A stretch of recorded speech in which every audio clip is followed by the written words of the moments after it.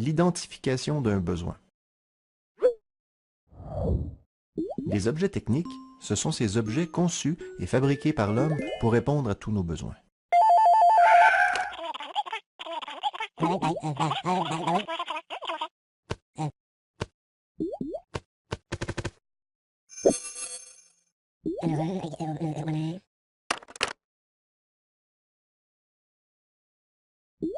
Oui, c'est vrai, il y a quelquefois des besoins qui ne sont pas satisfaits.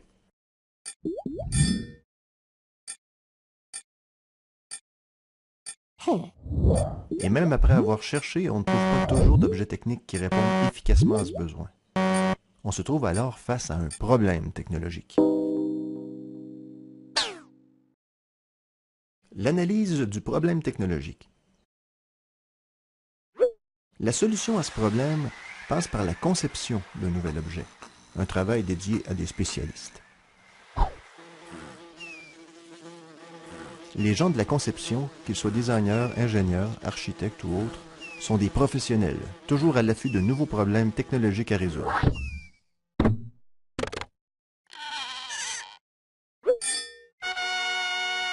Les concepteurs vont d'abord analyser le problème technologique. C'est la première étape de la phase de conception. Ils prennent connaissance du contexte et relèvent toutes les données du problème. Ils le formulent clairement, puis déduisent à partir de cette analyse la fonction que devra remplir l'objet technique. C'est aussi le temps d'identifier les conditions d'utilisation et de fabrication de l'objet. Il s'agit des critères que devra satisfaire l'objet technique. C'est sur la base de ces éléments que les concepteurs et le client vont se mettre d'accord et lancer le projet. Ces éléments sont réunis dans un document qu'on appelle le cahier des charges. C'est le document central de l'entente qui unit client et concepteur. L'étude de principe.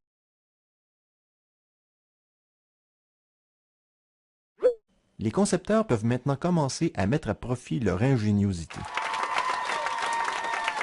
Ils vont d'abord essayer de reproduire ou de visualiser la fonction que devra exécuter l'objet, de façon très rudimentaire au départ. C'est à ce moment qu'ils vont commencer à utiliser les langages technologiques. Les langages technologiques, ce sont des dessins réalisés dans le but de communiquer, expliquer et décrire des idées et des solutions. La première question à se poser est, selon quel principe l'objet va-t-il fonctionner? Oui, dans notre cas, il s'agira de principes mécaniques, car la fonction recherchée est d'appliquer une force mécanique sur un objet, c'est-à-dire appuyer sur un bout de papier pour le maintenir en place. Un autre problème aurait pu impliquer des principes électroniques, optiques, informatiques ou autres. Les concepteurs cherchent donc, parmi les principes de base de la mécanique, ceux qui pourraient être appliqués à l'objet.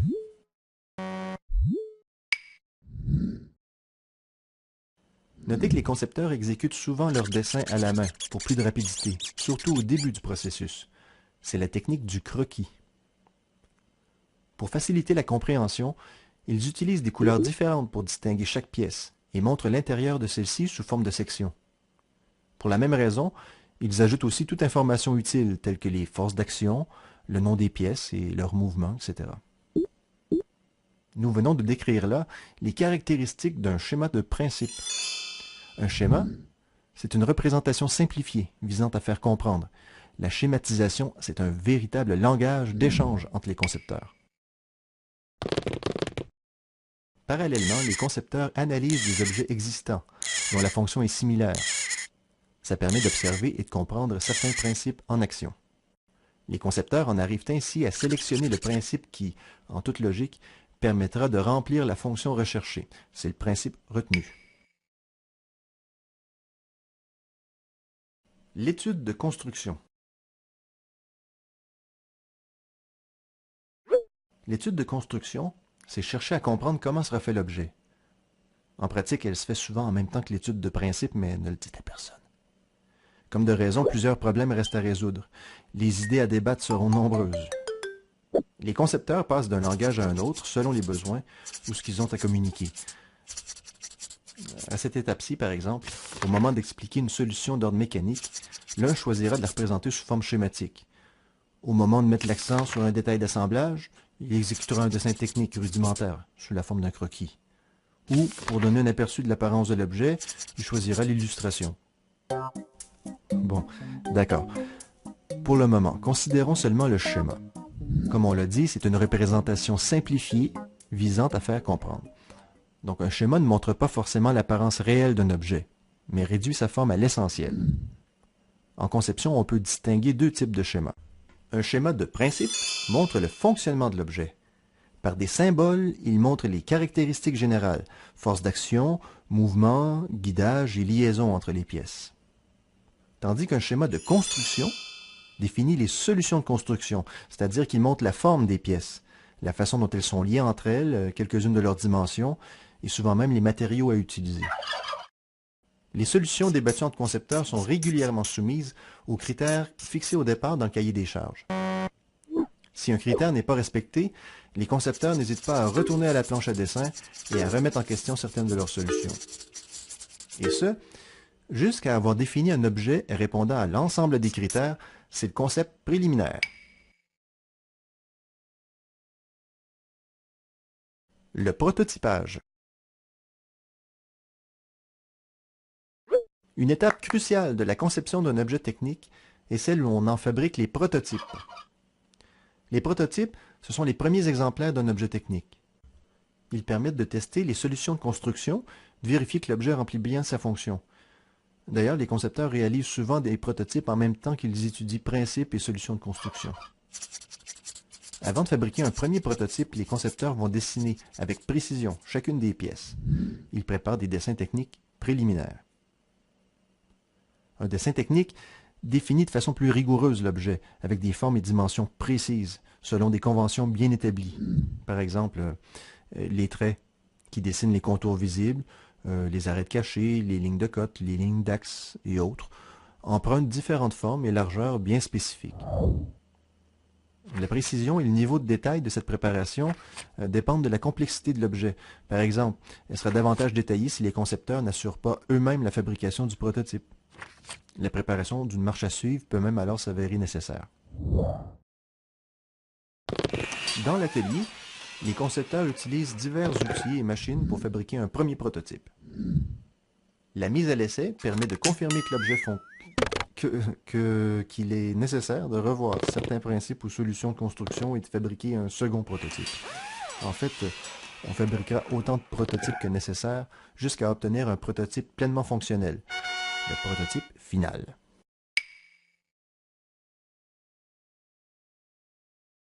La validation du concept. Il est maintenant temps de faire valider par le client les solutions trouvées par les concepteurs. Ces derniers vont préparer des dessins soignés pour aider le client à bien comprendre le concept préliminaire. Il s'agit généralement d'illustrations réalistes, appelées rendues, qu'ils accompagnent parfois de schémas. Une illustration vise à donner un aperçu visuellement réaliste de l'objet. On cherche à donner une idée de son apparence, sa texture, sa teinte, son style, son esthétique.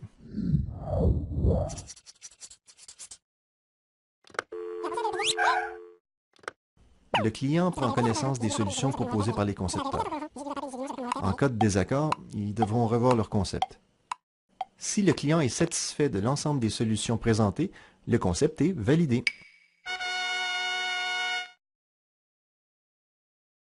L'élaboration des dessins techniques finaux.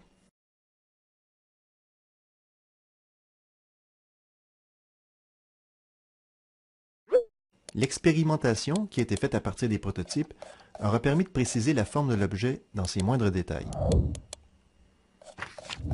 Les dessins techniques finaux seront réalisés à la lumière de cette expérimentation. C'est à partir de ceux-ci qu'on pourra fabriquer l'objet en série, lancer sa production. Le dessinateur doit faire preuve de beaucoup de rigueur et de savoir-faire. Ses compétences vont lui permettre de représenter l'objet sans ambiguïté, sous toutes ses facettes. Il représentera généralement l'objet et ses pièces selon des vues complémentaires, vue de face, de dessus, de droite, de gauche, arrière et de dessous.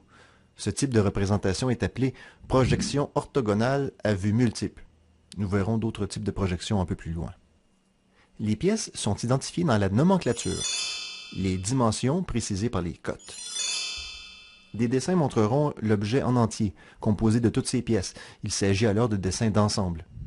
Quand un objet est très complexe, on réalise parfois aussi des dessins de sous-ensembles. D'autres dessins ne montreront qu'une seule pièce ou partie de l'objet. Ce sont des dessins de détail. Ils peuvent aussi montrer en une seule vue toutes les pièces désassemblées. C'est une vue éclatée.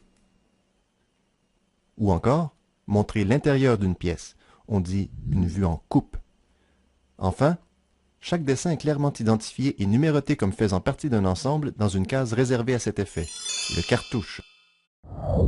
Comme nous le voyons, de nos jours, les dessinateurs utilisent des logiciels informatiques pour réaliser les dessins techniques. Dans certains cas, ils peuvent même dresser un modèle tridimensionnel qui sera directement interprété par les machines qui fabriqueront l'objet. C'est fou! Mais ne confondons pas les modèles 3D de la conception assistée par ordinateur au dessin 3D ou projection, qui sont des façons de représenter des volumes sur papier ou à l'écran. Voyons plutôt. Par un dessin, on peut représenter les volumes de diverses façons. À l'aide d'une projection avec point de fuite ou perspective. C'est une représentation réaliste, utile pour faire comprendre l'aspect général de l'objet. En revanche, elle n'est pas très pratique sur le plan technique. Avec une projection axonométrique, on met de côté la perspective et on utilise des traits parallèles, placés à angle précis, pratique pour juger des dimensions de l'objet.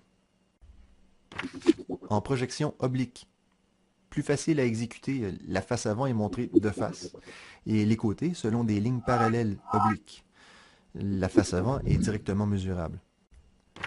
Enfin, les projections orthogonales à vue multiple, la façon offrant le plus d'informations techniques pour représenter l'objet. C'est pourquoi on l'utilise pour sa fabrication, comme nous l'avons vu. Après avoir été soumis au bureau des méthodes, c'est le bureau chargé de l'étude de fabrication dans une industrie, la première étape de la phase de production. Les dessins sont revus, corrigés, souvent plusieurs fois. Puis ils sont accompagnés de documents qui dictent, étape par étape, la marche à suivre pour fabriquer et assembler l'objet. Ces documents sont appelés gamme de fabrication et gamme de montage. Le tout est rassemblé pour former ce qu'on appelle le dossier technique.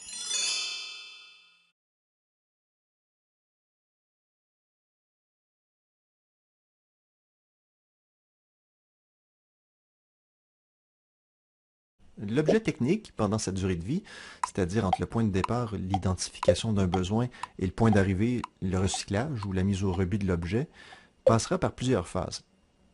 Comme nous l'avons vu, il y aura d'abord une phase de conception et une phase de production, qui seront suivies par les phases de mise en marché puis de mise en service.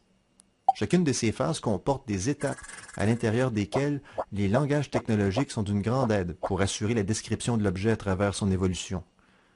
Revoyons rapidement le type de langage associé à chaque étape.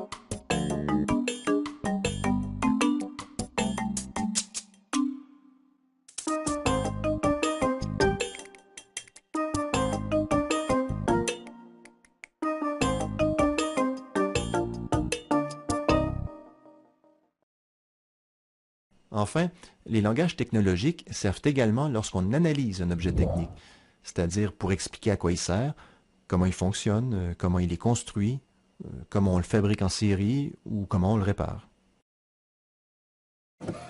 C'est grâce au langage technologique que clients, concepteurs, dessinateurs et industriels peuvent se comprendre et mener à bien la création de nouveaux objets techniques.